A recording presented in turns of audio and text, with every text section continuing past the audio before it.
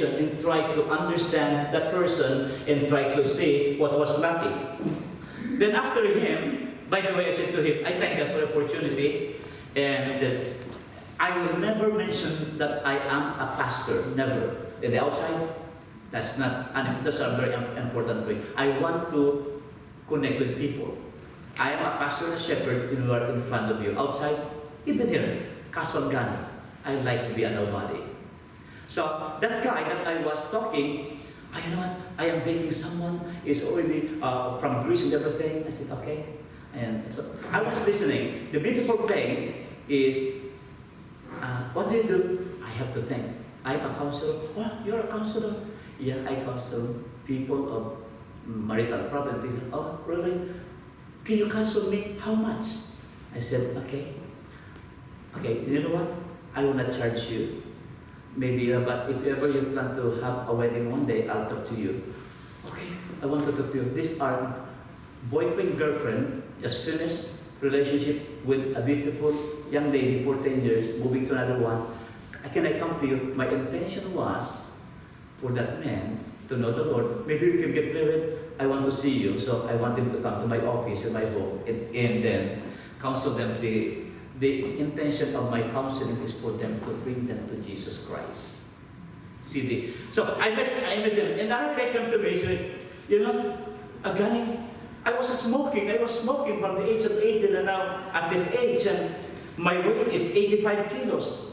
So what I did, I stopped smoking. Into my surprise or shock, from 85 kilos, I gained so much weight, I become 120 kilos. Stopped smoking. He was bound to be smoking. I won't say negative on that, because my purpose to let them know that God is loving. We're talking about this kind of satisfaction of a Christian. Once you open the door, there is uncontentment. You want more, I should say. So, how can we apply it to ourselves? Sinful desire, fighting inside of our hearts, once given a go, will make you experience temporary happiness. It's there. You'll be happy. Oh, you're smiling. But tell you what, I tell you, for a believer, the strength and the beauty, the countenance and the glory of God, listen to me, is being sunk. Your face has no more glory to the Lord because it's being sunk by another God. There's no more beauty. When the countenance is reflecting, radiating the joy and the peace and the love, that heart is saturated by the power of God. Once it is empty, dark is empty, you can see the face lightless. That's the effect. That's a reality. So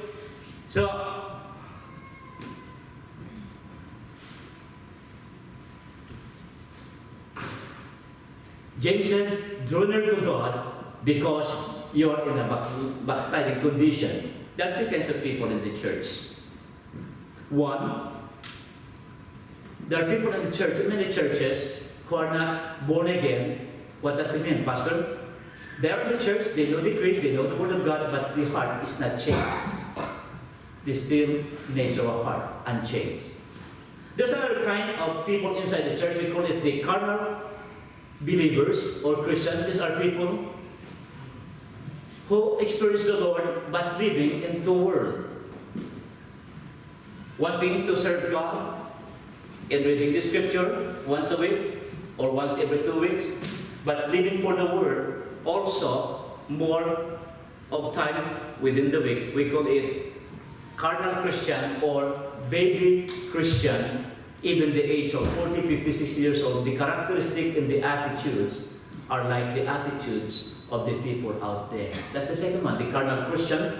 And the Bible says in the 2 Timothy 3:7, always learning, and never able to come to the knowledge of the truth. They learn, but the truth is out because other things are in the mind and in the heart. The last one is spiritual believers. These are matured in wisdom, knowledge, and manifest the fruit of the Spirit and transmit the character of Jesus Christ. And these are people consistently, very few of these people, maturity is not the length of service you have had in the Lord. It's not. It is the daily expression of godly character in a daily basis, 7 days a week. Whatever you do, it reflects and transmits the real attitude of the godly Father in our lives. Can you say amen? Amen. That's the way it is. So, verse 4 now, number 2 things. What are the things while these people go to that direction? The sin of unwatchful heart. Verse 4. Yeah. Verse 4. Thank you. Okay. Where do wars and fights come from among you? Do they not come from your desire for pleasure that war in your members? Fight among you, coming from your desire for pleasure that war in your members. There's another, adulterers, thank you. You adulterers, take note of the word adulterers, and I'll make some kind of comment here. The 2 words are used here, adulterers and adulteresses. If you put it as a church, as the bride, we can use you adulteresses, church, you adulteresses, because your groom Jesus Christ that you love, you are now loving somebody, and you are now cutting some kind of relationship on the verge of, just forget relationship. You adulteresses, do you not know that friendship with the Word is enmity with God? Whoever therefore wants to be friend of the Word makes himself an enemy of God. The verse is so strong. The message is for believer, for the whole church of Jesus Christ. Now, the sin that is mentioned here is unfaithfulness. When a person becomes an adulterer, when a woman becomes an adulteress, a believer in Christ, the church of God for the person is, since you switch to another lover, you are an adulterer or adulteresses. Now, in the Old Testament, this metaphor was used in the New Testament. Tells us about his people Israel, the convicts of the olden time, who break their vows and then serve another God. They break their vows of love and to serve God as the only true God. They break that. Instead of loving and be faithful to the God who provided everything and who promised to them to go to the promised land with bountiful blessing indescribable, what happened? They follow instead another God, which is idols. When you replace God with physical pleasure or gratification to the 5 senses, it becomes your idol or God. When you replace God. And that is now an immoral relationship to the Father that is holy, forgiving, and loving. It is an immoral because you love 2 persons at the same time. Nobody will be happy. You become an immoral, and that relationship is prohibited, and you become adulterous in affair, and with worldliness, the result is separation, hostility, and then that is equivalent to haters of God. That's why adulterers. You adulterers, you adulteresses. Don't you know that loving the Word is enmity with God? 1 John 2:15 to 17. I read to you. These are from the scripture. Okay. Okay. I have here, do not love the Word or anything in the Word.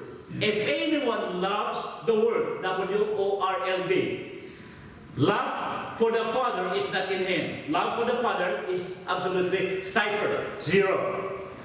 Stop loving the Word. That's the command in the book of 1 John 2:15. Stop loving this word, pleasure, gratifying the flesh, and the things that are in the Word.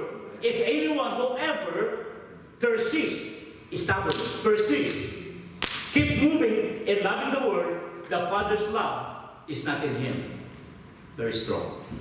I use in the NLT translation, verse 16. For the Word offers only craving for physical pleasures. That's the word. Craving for physical pleasure, craving for everything we see, and pride in our possession or achievement, and then desire more for material riches, more and more material riches.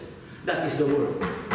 And God said, seek ye first the kingdom of God and His righteousness, and all these things, don't worry, shall be added unto you. Put it in a proper perspective. God first, and everything here will be put on the top one day, because you love me, and you love me as your groom.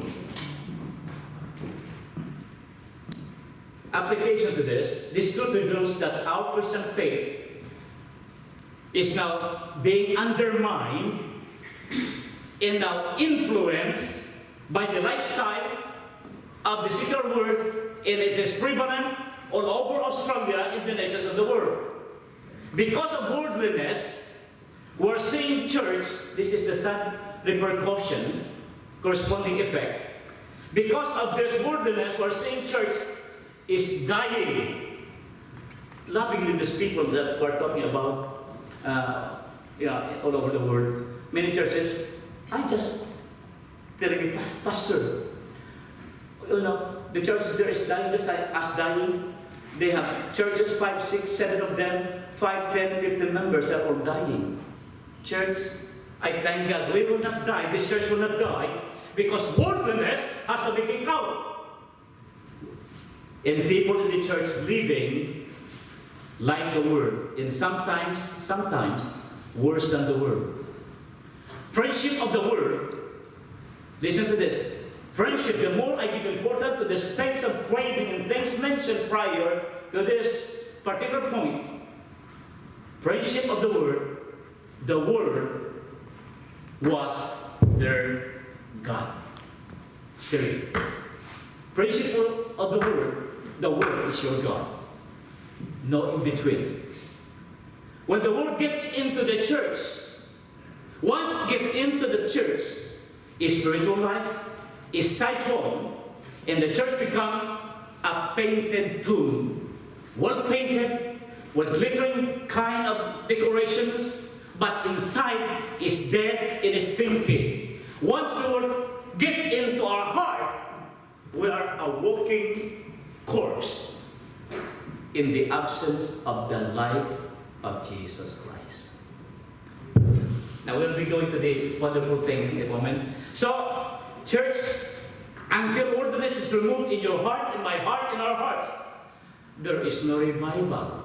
I'm crying for that. But I tell you what, when there is no revival, persecution will increase, judgment of God will come down, and increase its damage in our time. Why Christians become irresponsible and serve the world, pleasure it offers, and it is idolatry. When God is replaced with another lover, that is adultery. Okay, here's now the blessing. Let's go now to the restoration, 7 and 8, and we'll be finishing here. This is now the beautiful message of God. Verse 7 and 8. Okay, thank you. Number 1, verse 7. Please there, number 7.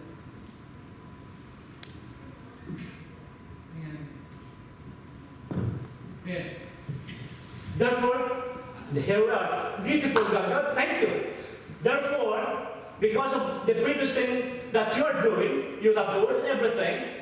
Therefore, there's one thing I'm giving the solution, and I love this so much. Submit, therefore, in relation to the preceding verses, submit to God. Number 1, submit to God. Submission to God, this word submit means continue to bow down to all God's, listen to the next word, to all God's decisions. Receive it. Lord, I will bow down to all your decisions. And then, renounce rebellion. Renounce. I will, I cut you off. Rebellion against God. I rebuke you. You are out in Jesus' name. Throw away your resistance to God's way of molding you. Then submit to what He planned for you. Next thing is draw near to God in verse 8. After this, you relinquish, you submit to God's standard, you bow down to all His decision. Listen to the next word. Then, draw near to God. There is a point in time, after realizing and analyzing, and come to the conclusion.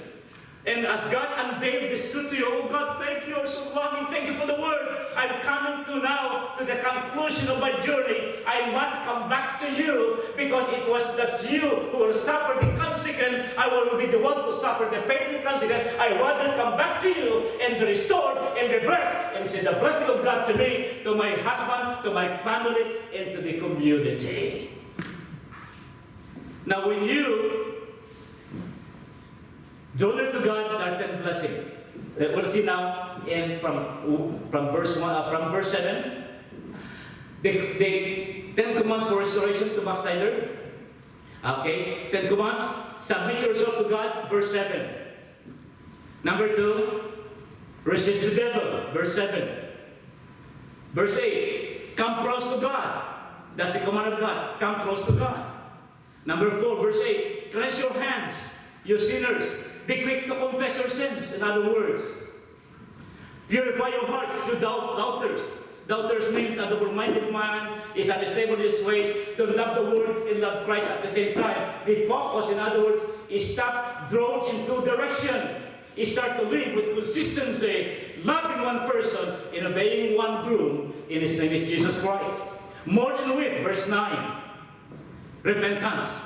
Let your laughter turn to mourning, verse 9. Number 8, let your joy turn to heaviness, verse 9. Number 9, humble yourself to God, verse 10. And lastly, 10 commands for restoration is speak not evil of one another. Now, if you hear this word many times, Lord, thank you, you are communicating to me. Church, when you hear His voice, don't harden your hearts. God, I'm listening. It's not only one of the preachings. That's why Sunday after Sunday, when you hear the Word of God, it will transform you. It is not one of the ritual every Sunday. It transforms me. It will transform you. When you hear the Word of God, apply it. God, I'm listening. Make it sink in to my innermost membrane of my heart, into my spirit. I want to obey. Because on the other side of the pendulum, if you heard the Word of God many times, it does not act. A man or woman who does not act, Proverbs 29:1, a man or woman who hardens his neck, is stubbornly refuse, reproof, or rebuke, will suddenly be broken beyond remedy and beyond recovery. So there is an elasticity of God's wonderful love, but there are times when God, see, that's why there were what we call not a punishment, but some kind of waking us up, you'll do something. But beyond recovery. As I close this morning, the healing of your life will become a blessing. It will become a sweet offering to the Lord when you accept your lack of interest in these spiritual matters. Accept it. And then after accepting that, you decided to be fully restored, then the blessing of God is completely, generously available for you. Here is what you will experience and receive from God. This is now the wonderful medicine of the Lord. Number 1, in verse 6. When you realize your spiritual disinterest, and then you come to accept that you want to be restored in the relationship with God, the number of blessings, God will give more grace to you as you humble. Verse 6. Lord, I humble. And God saying, children, I love you. I will give you more grace. Wow! Number 2, you resist the devil, his control power that grab or hold on you. Right then, he will just flee 100 times, 1,000, whatever, how fast it is, he will just flee. That moment in time, God, listen to me, will fight for you because you are covered by the shadow of the Almighty. Take that out! You scream, oh, the man is different. That's the blessing. When you resist the devil, he will flee. Number 3, it's a blessing of being restored. God will be now closer to you. Because before you ran away, so go away from the presence of God, God is now coming closer to you, son, daughter, becoming closer to you. There is an intimate, close relationship that you can never ever describe or explain, that nothing that the world could offer can compare to this. God will be closer to you in verse 8. Lastly, and this is what we all need in this church, is your family, God will lift you up. Wow.